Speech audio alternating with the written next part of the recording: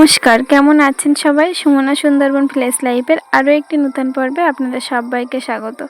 আজকের ভূত চতুর্দশী, সবাইকে ভূত চতুর্দশীর অনেক অনেক শুভেচ্ছা।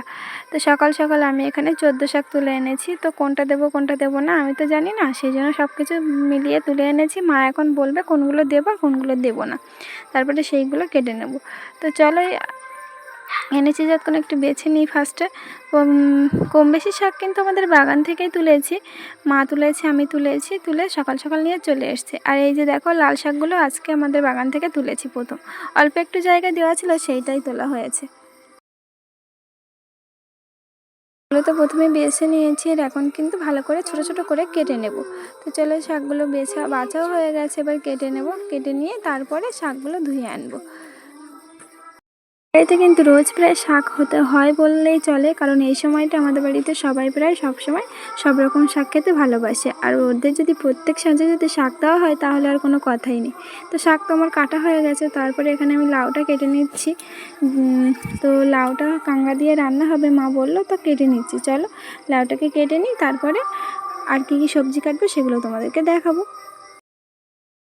লাউটা কিন্তু আমার মোটামুটি কাটা শেষ হয়ে গেছে, আর এখন আজকের মাংস রান্না হবে। তো সেই কারণে আমি আজকে এখানে পেঁয়াজ রসুন ছাড়িয়ে এসে গেছি রান্নাঘরে, কারণ মাদের ঘরে আজকের মিস্ত্রিরা খাবে, সেই জন্য বাবা বলেছিল জল গরম করতে, তো সেটা চাপিয়ে দিয়েছি। তারপরে আমি এদিকে আমাদের রান্নাটা বসিয়ে দিয়েছি। তো আমাদের রান্না বসানোর আগে কিন্তু আমি স্নান করে চলে এসেছি, স্নান করে ঠাকুর দিয়ে তারপরে এসেছি একেবারে রান্নাঘরে।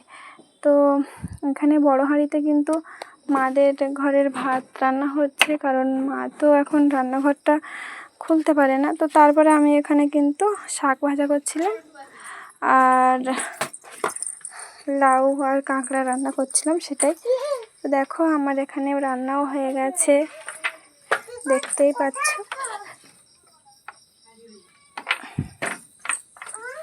এদিকে দেখো, আমার মাংসটাও কিন্তু খুব ভালো করে কষাই করা হয়ে গেছে, আর এখানে আমি আগের তরকারিগুলো সব তুলে নিয়েছি। তো দেখো আমার মাংসটা থেকে কতটা তেল ছেড়েছে দেখতেই পাচ্ছ। আর আমি না ভয়েস দিতে পারছি না, কারণ আমাদের বাড়ির কাছে একদমই কালী পুজো হচ্ছে, সেখানে মাইক চলছে। তো সেই জন্য, আর তবুও আমি সারাদিন তো মাইক চলছে, সেই জন্য যখনই ভিডিওতে ভয়েস দিচ্ছি হয়তো কম বেশি শোনা যাবে। দেখো আমাদের এখানে রান্নাটা হয়ে গেছে, দেখতেই পাচ্ছ। তো তারপরে তো খাওয়া দাওয়া করে একটু দুপুরবেলা ঘুমিয়েছিলাম, আর ঘুম থেকে উঠে বাজারে গেছিলাম, গিয়ে বাতি আর প্রদীপ কিনতে গেছিলাম। তো মামা আজকে বাতি দেবে, এই প্রদীপ দেবে। তো প্রদীপ দেওয়ার জন্য দেখো মামার আমি প্রদীপ ধরিয়ে নিয়েছি, দিয়ে সব জায়গায় প্রদীপ দিয়ে নেব এবার। তো ঠাকুর মন্ত্রে দেওয়া হয়ে গেছে, আর এখন তুলসী মঞ্চে দেওয়া হচ্ছে প্রদীপ। তো ও কিন্তু আজই ধরেছে আজকে সব জায়গায় প্রদীপ একা দেবে।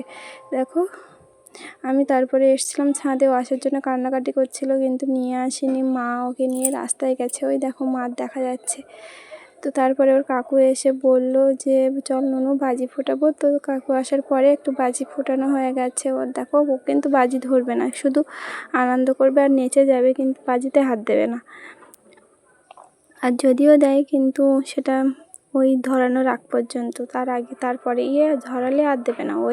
ওর কাকু ধরে রেখেছে, আর ও কিন্তু শুধু এখানে নাচ করছে, দূর থেকেই দেখবে। ও ছোট্টবেলার থেকে বাজি দেখলেই ভয় পায়, কেন জানি না, হয়তো বড় হলে ঠিক হয়ে যাবে। আর এখন ওই টুকটাক এখন ধরতেও চায় না বলে আমরাও জোর করি না, কারণ কখন কোথায় লেগে যাবে তার ঠিক নেই, সেই জন্য। আর বাজির আওয়াজগুলো তোমাদের শোনাতে পারছি না, কারণ বললাম আমাদের বাড়ির কাছে এক জায়গায় কালী পুজো হচ্ছে, দশালী মন্দিরে। তো সারাদিন মাইক চলছে, সেই জন্য।